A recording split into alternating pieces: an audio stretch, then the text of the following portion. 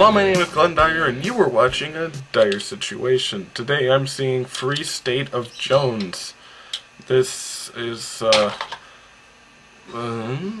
think it's based on a true story, and it has something to do with, a group of people rebelling against the Confederates during the Civil War.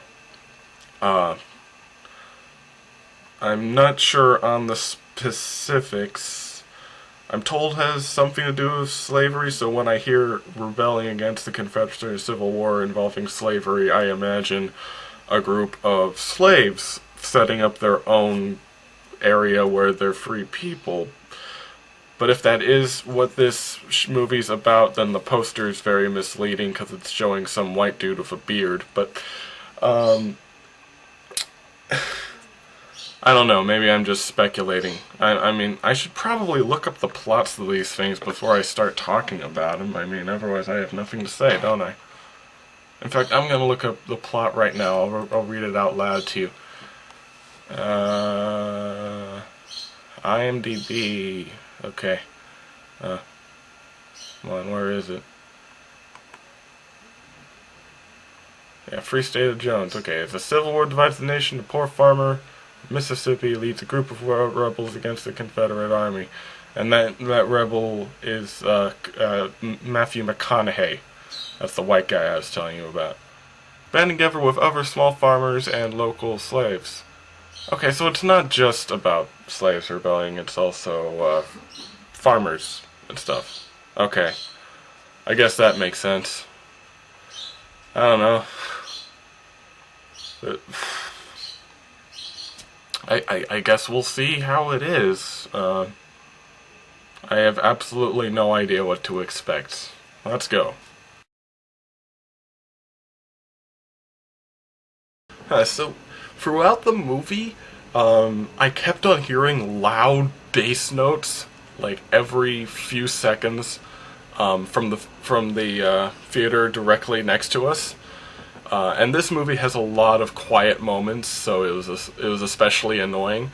I thought we were next to something showing Independence Day 2, because that movie had a lot of bass lines to it, but when I looked after the movie, I found that they were actually playing The Shallows.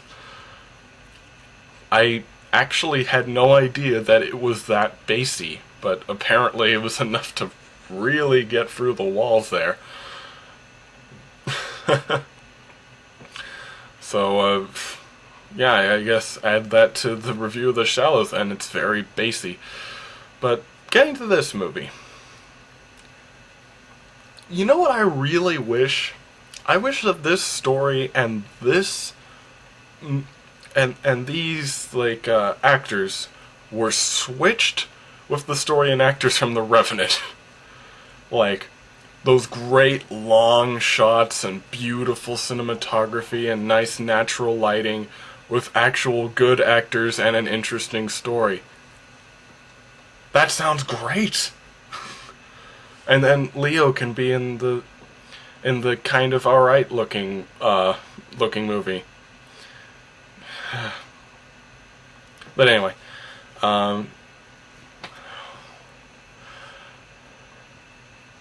this is great. This is really great. Not the best film of its kind that I've seen of this. Basically the main plot here is this guy is fighting for the Confederates, gets fed up with the idea of just of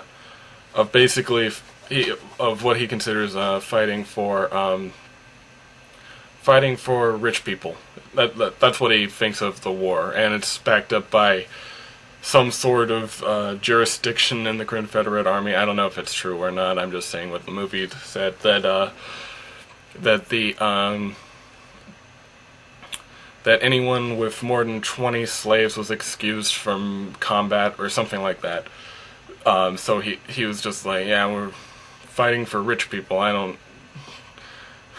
Fighting for rich people to keep their property. So he deserted, and then a whole bunch of other people desert too because, you know, losing the Civil War and stuff, and they all build up this and together with some escaped slaves, they all rebel against the Confederacy and set up their own territory and call it the Free State of Jones and stuff. And that's the main plot. And it's a good one. It's a good story. And with great actors, too, like Matthew McConaughey. At the beginning, I thought I was in for a bad time just because he seemed a little silly in his portrayal. Like he looked almost stereotypical country bumpkin type, so I was wondering the legitimacy of it. But pretty early on, you can see the legitimacy of it. Like, genuinely good actor there.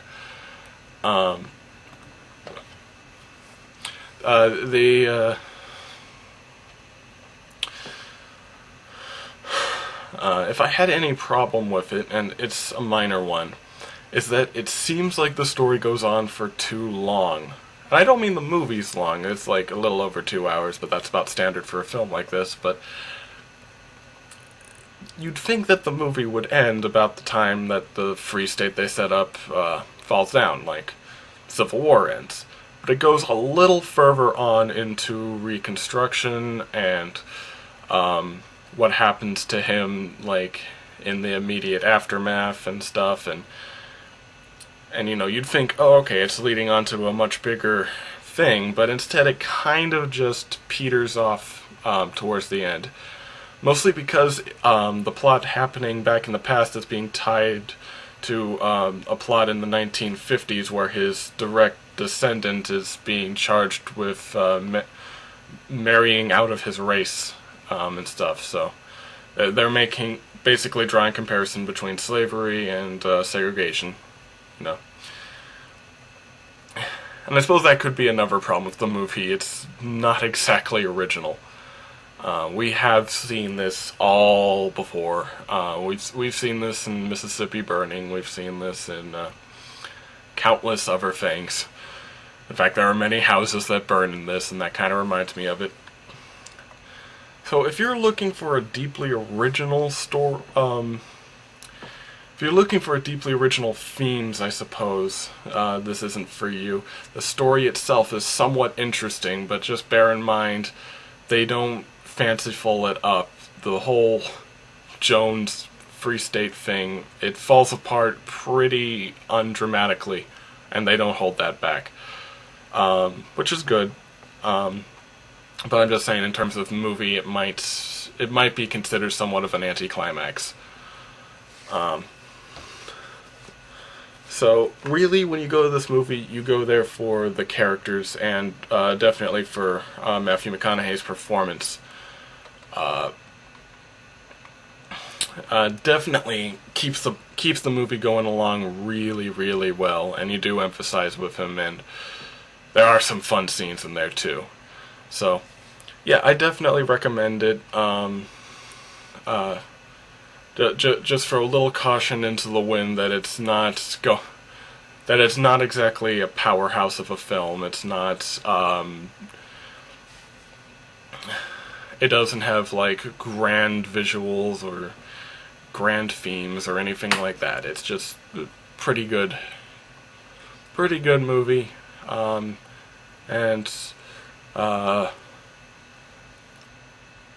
Yeah. And until next time, I'm Glenn Dyer, and you have been watching A Dire Situation.